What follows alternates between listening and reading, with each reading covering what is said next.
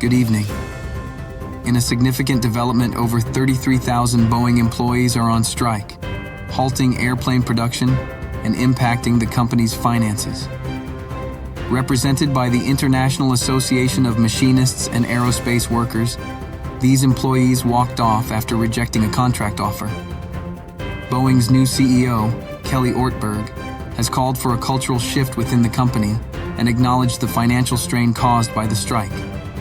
Boeing recently reported a $6.2 billion loss for the third quarter, underscoring the urgency to resolve this dispute. Negotiations are ongoing, with a new contract offer that includes nearly 40% raises over 4 years and a $7,000 ratification bonus. The Biden administration is assisting in negotiations, which could benefit both Boeing and its suppliers affected by production delays. If approved, workers could return as early as this Friday. Ortberg also emphasized the need to improve safety standards following recent incidents that have raised concerns about Boeing's aircraft quality.